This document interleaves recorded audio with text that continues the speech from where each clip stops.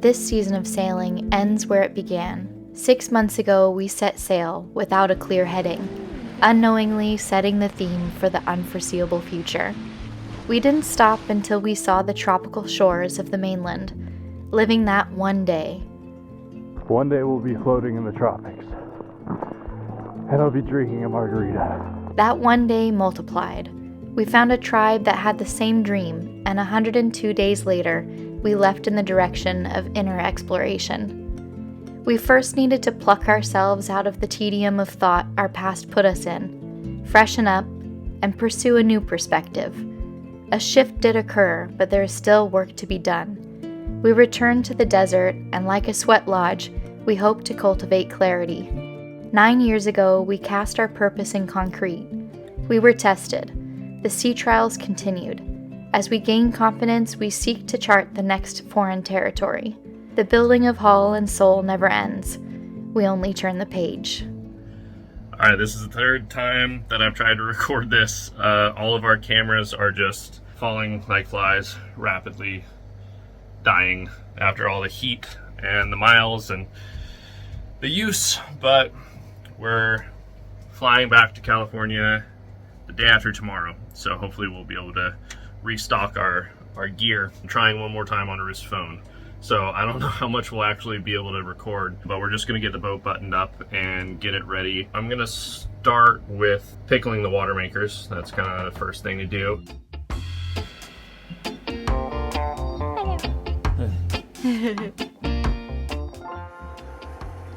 Well, the last time I checked in on camera, I was crawling under the aft deck working on pickling the water makers, and that was early yesterday, and since then I have not been able to get out of bed until now.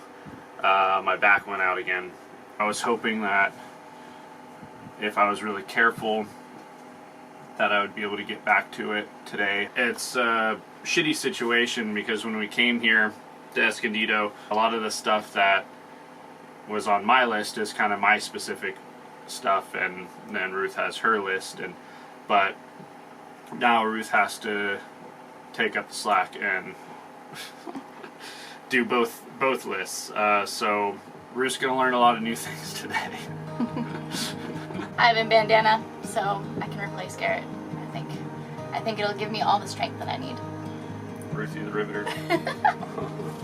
Picking up where Garrett left off, mixing biocide with fresh water and running it through our water makers, preserving them in our absence. Let me know when you're ready. Good? Mm-hmm. Okay. Pop that top loose, and there's an O-ring in there, so just don't lose that. Next was doing the same to our saltwater system, flushing any biological matter. Saltwater pump. Here we go. Then on to testing my strength.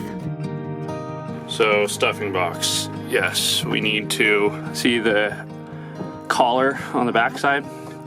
Get the wrench on. See if you can make it budge. Nope. Might need to kind of bounce on, yeah. See, this is the problem I was worried about. Yeah. Simply less muscle mass and an awkward position, but don't underestimate the power of my foot. Oh, yeah. Okay, so the problem is, so these are locking this collar, both of the nuts lock themselves together. Uh-huh. So you need to put an opposing wrench on the other one to stop that one from turning while you push. No, you're turning both of them. Yeah, because I So can't. we are gonna need to figure out. Unless you can hold that. Debatable. Yeah. Alright, you ready? Yeah.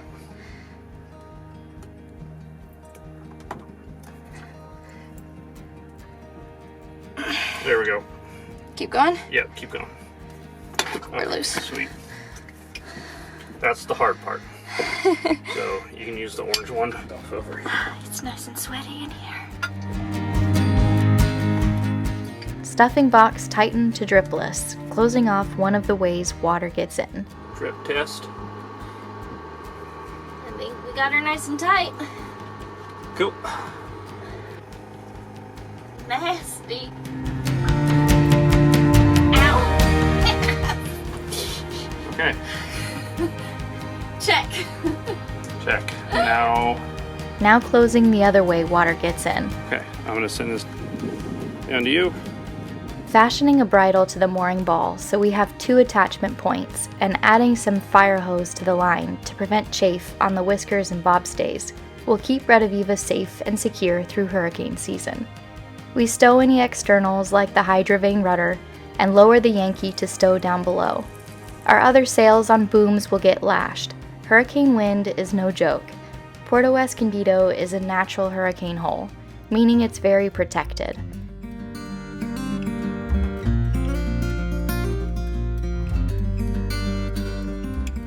Its biggest defense being the 5,000-foot peaks to the west.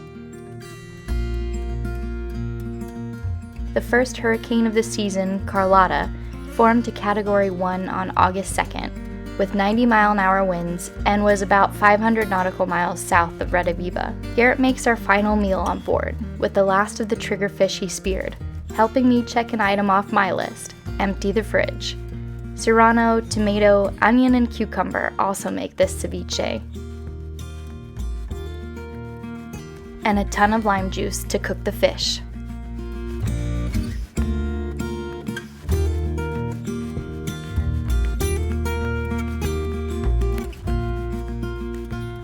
Later that night, we invite new friends over to help us feast and create a lasting memory to take with us when we leave tomorrow.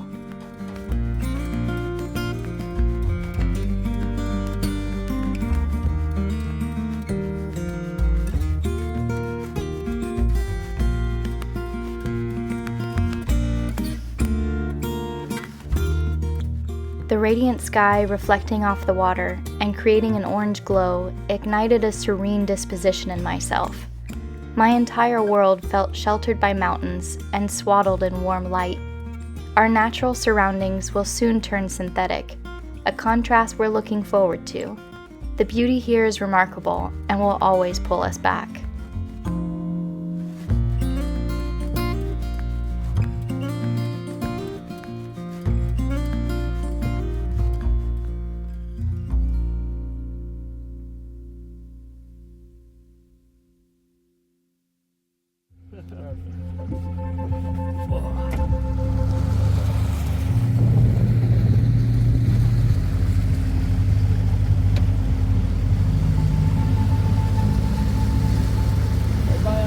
Wave. Red Aviva. Red Viva. Red Aviva.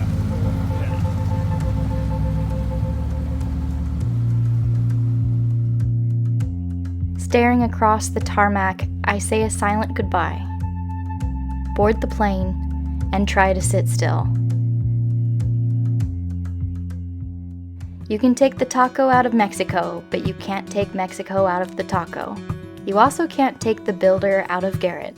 Prioritized over clothes, Garrett packed the plans for our new dinghy, a lap-stitch construction that'll occupy his summer.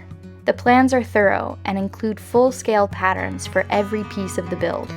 Comically excited, pulling plywood and inspecting lumber, it's the physical beginning of a long, thought-out idea becoming real. Materials, supplies, tools assembled, the actual work can start.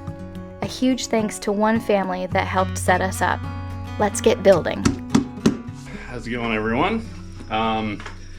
Welcome to my dad's garage and the start of building our new dinghy. So that's going to be my big project while we're here in California. We decided to build a nice little wooden plywood lap strike dinghy. After thinking about it a lot, I've decided to kind of stray away from the inflatable dinghy. I don't know, it's the norm. It's definitely the norm and everybody uses them. I just find that full-time cruising and hard use, and especially being down in Mexico with the extreme sun and UV, they just take a beating, and they really kind of go downhill pretty quick. Ours definitely did. and then it got stolen, which is why we're in this situation anyway. I would love to have just a real traditional wooden dinghy, but that also doesn't make sense. One, it's really heavy. Two, dinghy you store out of the water a lot of the times in the direct sunlight, and in Mexico, a traditional wooden dinghy would just shrink and the seams would open up and it would be hell on the wood and on the planking. I think the best option in my mind is to go with a still super traditional aesthetic, but built with a modern technique. So I'm going with a plywood stitch and glue lapstrake dinghy by these folks, Chesapeake Lightcraft. It's the 10-foot Tenderly dinghy. No, they're not a sponsor or anything like that. I just found them on my own, just Googling. I like what they have, and their boats look really good, and you get the mix of really nice traditional aesthetic, which obviously will look great with Red Aviva, but with the modern stitch and glue and epoxy and fiberglass build, the whole thing only weighs 130 pounds, which is super, super light. And Ruth and I can pick that up, no problem. It'll go on the davits super easy. And plus, since it's it's not a planing hull, you can put a 2-horse outboard on it, unlike a inflatable, which are just, if you can't get them to plane, they're just pigs. But obviously when you do plane, they're really great. They're really fast. You have a long range. But with this, you won't plane, but your hull speed is a lot higher than a inflatable that is not on a plane. So because of that, you can put a very small outboard on and be 100% efficient. There's no point. It's actually it's detrimental to use a heavier outboard because it just bogs it down. You use more fuel, blah, blah, blah, blah. And also be able to row very efficiently, because if any of you out there have rowed an inflatable,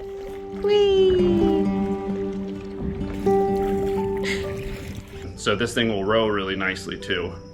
And I can build a sail kit for it. So we can sail it, we can row it, or we can put a little outboard on it. Checking all the boxes and satisfying the itch to build something, we're stoked with our choice. That's my reasoning. And also it's just sexy.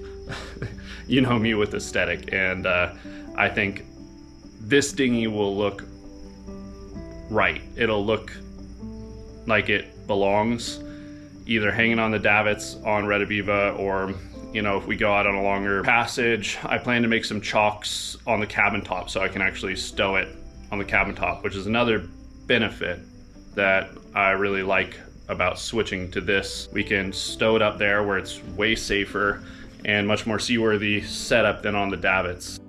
Construction happens in the backyard. Here's step one. I got to set myself up a decent workspace. So I'm just making a good worktop with some OSB, a couple sawhorses. So I'm just gonna make some framing under it with some 2x to just kind of stiffen everything up, make it a nice solid platform to work on, get it all leveled out. Looking really nice out there. Blue skies for you. 89, so just a tad cooler. Still on the warm side. Sunny skies for you as well. Great day to head to the beach. Nothing to complain about here.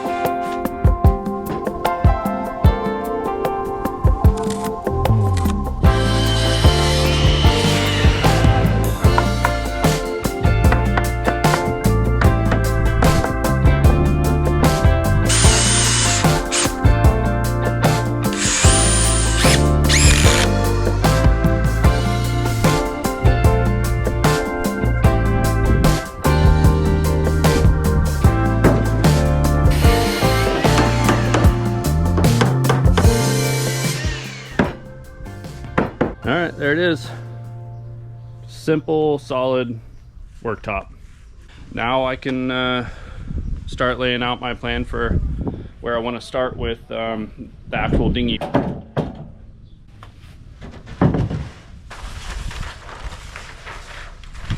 With this build, the plans are all full scale. There's a pattern for every piece and how to arrange it on the coordinated sheet of plywood. They tell you in the book here exactly how to lay it out to fit all the pieces in one sheet. You just go along the line and you just poke holes basically, and then you just take a pencil and connect the dots. Easy as can be. All right, got my first template lined up, matching my diagram down here. So I'm gonna go ahead and poke a bunch of holes, and yeah, that's it. Comprehensive for the scratch builder, but they also sell kits. All the guesswork has been removed. Straightforward and precise templates mean no lofting, just tracing.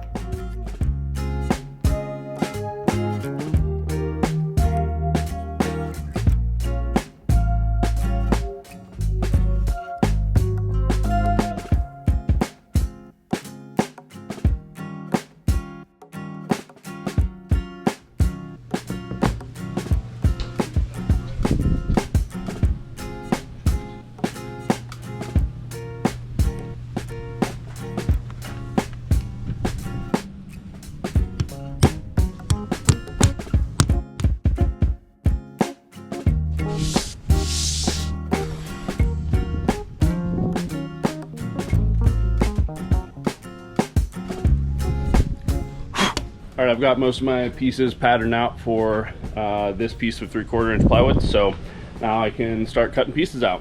And there's just one piece right here that I'm gonna cut out first so I can kind of flip-flop it, put it on this side and kind of make a mirror image.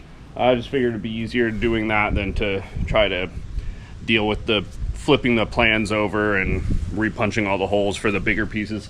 That's what I did for the smaller pieces here. I just, you know, I could cut them out and then just use the cutouts for patterns, but since they were small, I just cut the shapes out of the paper of the plans and just flipped the plans over, and it was easy enough. But this seat section, I figured would be a little awkward that way, so I'm just gonna cut it out. Maximizing the use of every sheet of plywood, many parts are in multiple pieces. The entire dinghy will be made from 8 sheets of varying dimensions.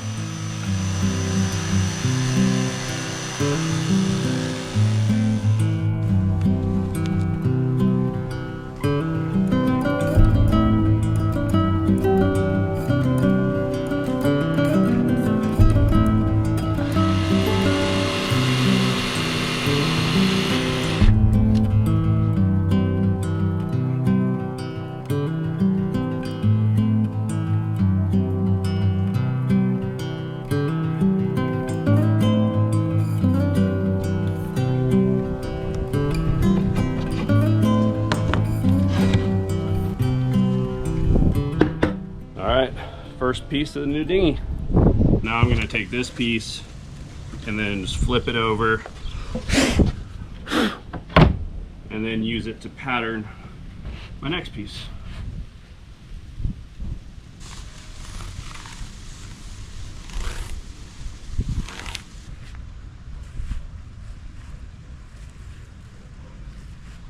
So I'm going to cut out the transom next, and I don't know how well you can see, but on the transom it's got all these little notches here where the planking kind of seats in.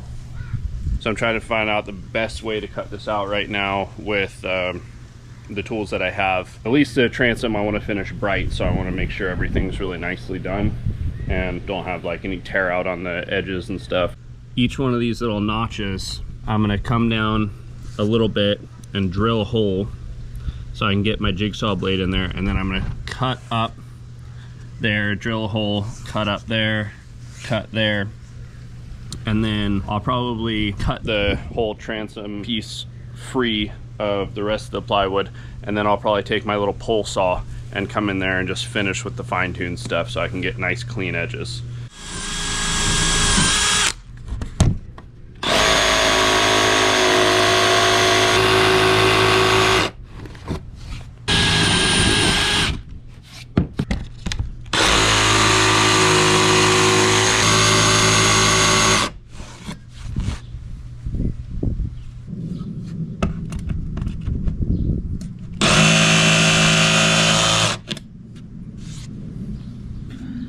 All right, that'll free it up from the plywood, from the rest of the sheet. I think this technique is gonna work.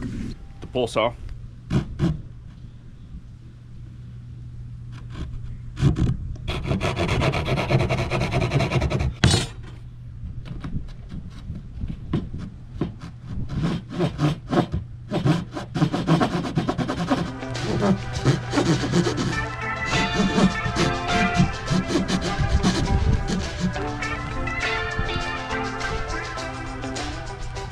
Looks like this is working pretty good, so I'm just gonna finish up the other side.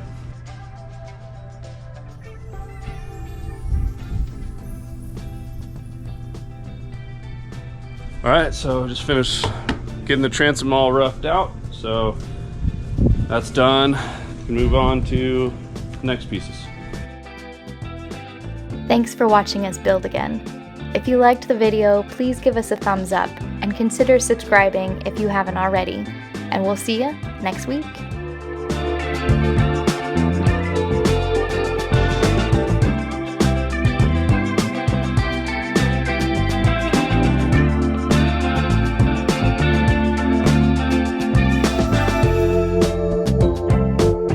gonna be a lot hotter under there, though. Which way's the gun show? Oh, I wasn't even flexing. Right under there. You really shouldn't be doing much of this, even though it's easy as you're twisting. You do this every time, Garrett. You're probably right. Stop! Okay. Come this far. Nope. Nope. Alright. Hobble that way.